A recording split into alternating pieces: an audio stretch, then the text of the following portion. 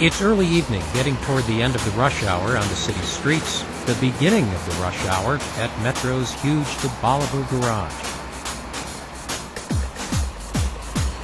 When a bus sign says not in service, very often, this is where it's heading. This is usually the last we see of that bus until it emerges for its next run. What happens in between? Well, that's what we came to find out, and we found out plenty. 24-hour day, 3 shifts. We work around the clock.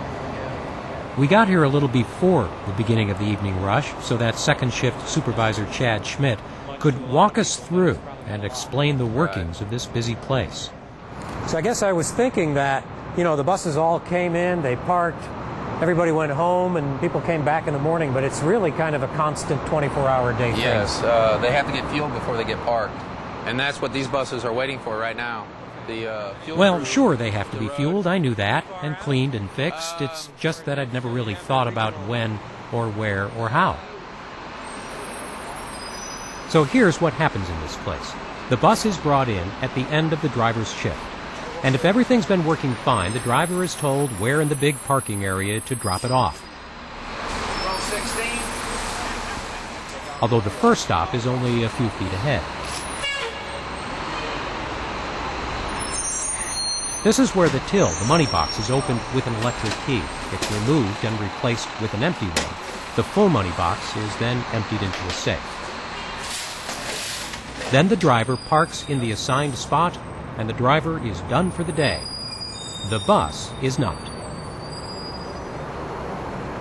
Inside the garage, another Metro employee has the job of driving the bus to the fueling station. And it gets its first cleaning here. And watch this. A giant vacuum is attached and starts sucking air out the front door. The worker uses an air hose to blow debris to the front and whoosh out the door. A cleaning crew will come in later. Hooks it up. The sensor will get the reading off the ring to the neck. Turn his gas pump on. He'll walk over here. He'll wave his badge. He'll say authorization. Pump 1 is ready. And then he'll go over there, squeeze the trigger. There it goes.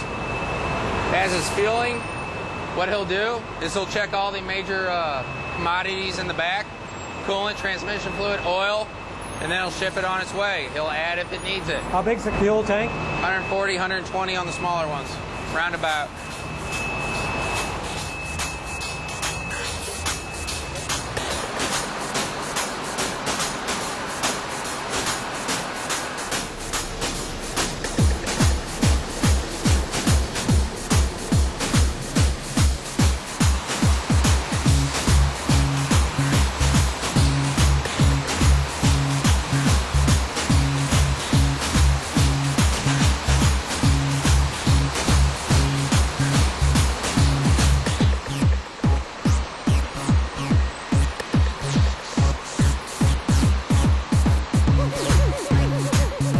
Now the bus, all clean and gassed up, will be assigned a parking space, and it will sit there until it heads out early tomorrow morning.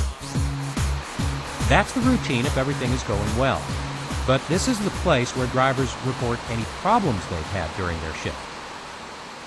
And they'll pull what's called a defect card.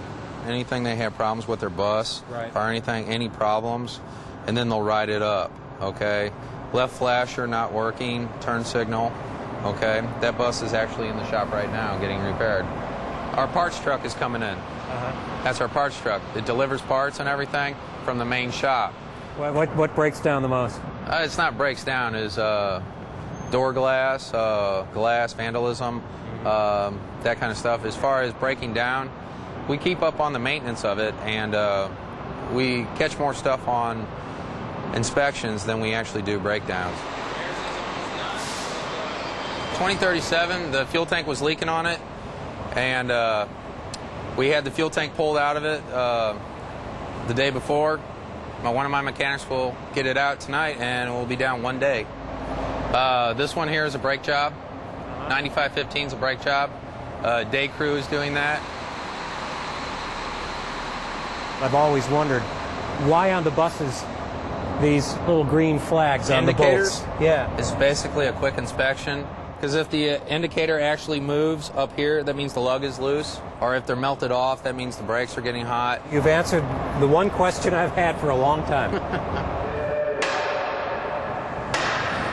Kyle and Willie Davis are working on this particular bus. It's a 300,000 mile inspection, and every 50,000 the bus gets tuned up.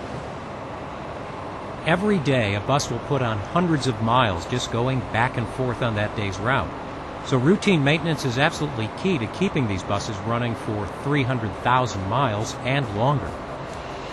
There are hundreds of buses. They all have a number, and a computer keeps track of them. These are a list of inspections that are due. The mileage, the repair record, the next tune-up, and on a particular day, when a bus is coming in, when it's going out, and what route it is on. In such a big place, with so many buses, the key piece of information in this whole system, the number of the parking space. Odd-numbered buses in odd-number rows, evens and evens, different-sized buses in different-sized spaces. You know the space, you will find the bus. So yes, they do park buses in the DeBoliver garage, but really not for very long.